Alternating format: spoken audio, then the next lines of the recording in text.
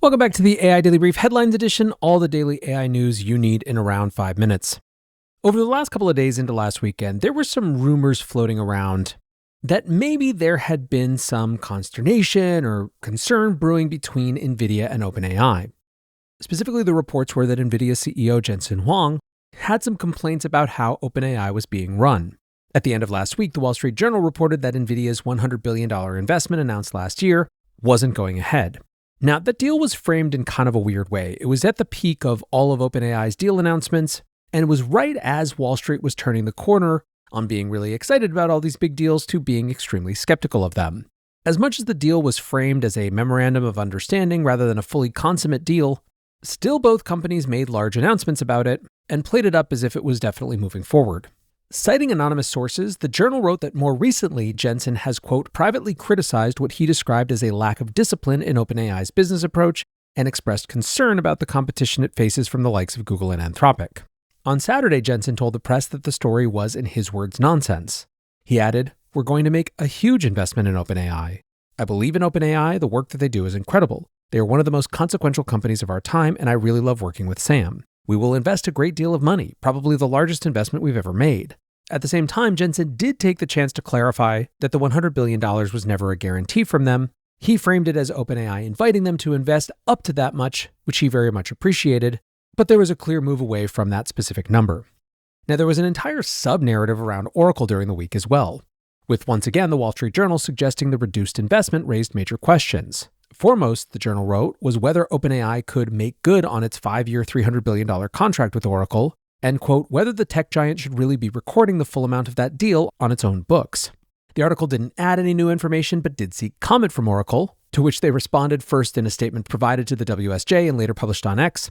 The Nvidia OpenAI deal has zero impact on our financial relationship with OpenAI. We remain highly confident in OpenAI's ability to raise funds and meet its commitments. Wednesday's reporting, meanwhile, closes the arc, suggesting that Nvidia hasn't completely lost confidence in OpenAI, considering that they are still willing to invest $20 billion. So what can we take away from this narrative saga, if anything? My guess is that the reports that Jensen has some concerns about capital discipline or business focus at OpenAI are not totally untrue. At the same time, clearly those feelings aren't strong enough to make Nvidia back out of the deal entirely. They're still committing to what will be their largest investment ever, meaning that this is likely about caution rather than a complete loss of faith in OpenAI. Second, the other implication, which is quite clear, is that the market remains on edge about AI capex and is ready to overreact to any negative story that gets published. Oracle stock, for example, is down almost 10% this week, and their bonds continue to slide. Ultimately, if you're looking for canaries in the coal mine of OpenAI, it does not seem to me that they are going to have any trouble completing this massive fundraise. But of course, we'll get more information about that in the weeks to come. Now, moving from Nvidia but staying on chips for just a minute, Intel has announced plans to start producing GPUs. Traditionally, Intel has focused on CPU production, a strategy that allowed them to dominate the PC revolution. But of course, the rise of AI workflows means that GPUs are now the most profitable chipset. A failure to address that shift has, of course, been a major drag on Intel's business over recent years. Speaking at the Cisco AI Summit on Thursday, CEO Lip Bhutan announced that Intel will soon produce their first range of GPUs designed for this AI era. Tan said, "I hired the chief GPU architect and he's very good. I'm very delighted that he joined me and it took some persuasion." That hire was former Qualcomm Senior VP of Engineering Eric Demers, who joined Intel last month. Tan also mentioned that a couple of customers were engaging heavily with Intel's new contract manufacturing business, which will see them produce third-party chips for the first time. Ultimately, this company still has a lot of work to turn around, but the GPU pivot and the production of third-party chips could be a major boost for the struggling US chipmaker. Next up, a story which might seem small from the outside, but which developers seem to find pretty big. The latest update for Apple's coding platform Xcode adds support for both Claude Agent and OpenAI's Codex directly in the developer environment. These additions transform Xcode into yet another surface for agentic coding. Agents can autonomously write code, build projects end-to-end, run unit tests, and verify their own output with limited human oversight. Direct verification of the UI is a particularly big improvement for app developers, completely eliminating the need to run a simulator or feed screenshots into the model.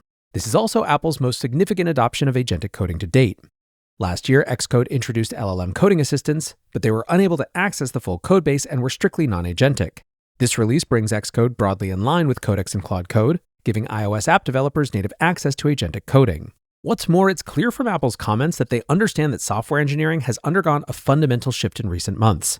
VP of Developer Relations Susan Prescott said, "At Apple, our goal is to make tools that put industry-leading technologies directly in developers' hands so they can build the very best apps.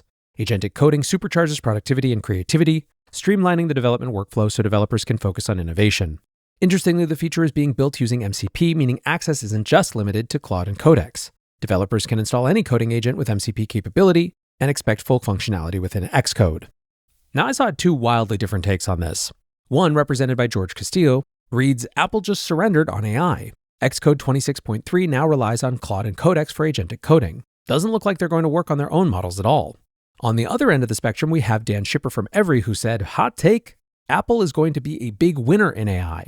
Native apps are naturally easier to vibe code. You only break things for individual users. Apple ecosystem connects to a bunch of extremely important data like health and messaging that makes AI better. Finally, everyone's buying a Mac Mini for their agent. The total addressable market for their hardware is going up 100x. Speaking of Claude Code, there was no joy in Mudville for a chunk of the day on Tuesday. A Claude Code outage saw software engineer productivity absolutely plummet. The platform saw widespread error messages and API performance for all models degraded. Anthropic did implement a patch within 20 minutes to get the service back online, but it was still down for long enough to see the impact. Rather than coding by hand, many developers took to X to muse about how quickly their work dependencies had shifted. Matt Silv wrote, "Claude Code being out is worse than the internet being out." Fabio Seichas writes, "Anthropic will be the AWS/Cloudflare of the development world. When it goes down, half the world stops working." Lastly today, an interesting story that both is and isn't an AI story. Disney has appointed a new CEO. The company's board of directors have selected Josh D'Amaro to succeed Bob Iger as CEO beginning in March. D'Amaro has been the chairman of Disney Experiences since 2020, leading the division which manages theme parks, cruises, and live events. Now, interestingly, that division is now making more for Disney than their film and entertainment divisions. And Forbes suggested that this moment of disruption is the perfect moment for Disney to double down on experiences. David Bloom wrote, "Content, even from all those amazing Disney franchises that Iger acquired, just won't be as valuable in an era defined by omnipresent artificial intelligence tools." The article noted that AI-generated entertainment is rapidly improving alongside reductions in costs. This is bad news, they claim, for the high-budget movies that Disney specializes in. Investor Chris Morangi said, "Disney is an experiences company now. 2/3 of their profits, probably more than that, come from experiences, especially in the age of AI."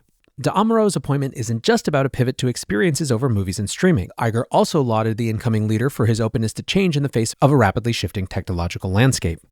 In a joint interview with the incoming CEO, Iger said, "I have observed him over the years as we've worked together as someone who views technology as an opportunity and not as a threat. And I believe that is critical because when you look at the history of human beings, no generation of human being has ever been able to stand in the way of technological advance. It happens." Now, Disney, of course, has already made moves in this direction, electing to partner with OpenAI, and while even the introduction of Disney characters into Sora hasn't made it a super success, the deal did leave Disney with $1 billion stake in OpenAI and the beginning of a partnership that could bear fruit down the line. D'Amaro clearly seems cut from the similar cloth of wanting to see how to leverage the new technology. He said, "The reason this company is so special is because of how creative we are and human beings that are generating that creativity. In my mind, that never gets replaced. And in fact, this isn't even theory anymore. This is real. It's something that we're embracing.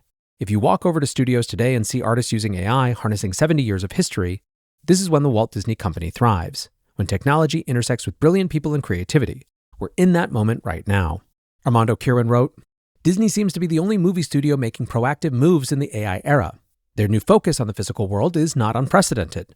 When the cost of producing and distributing music went to zero in the Napster and Spotify era, the entire music industry was forced to retreat into live concerts. When AI video does the same to movies and TV, Disney will be applauded for being ahead of the curve. Their $1 billion investment in partnership with OpenAI is another example of Disney leadership embracing change far ahead of their industry peers." Fascinating times indeed, but for now, that is going to do it for the AI Daily Brief Headlines edition. Next up, the main episode.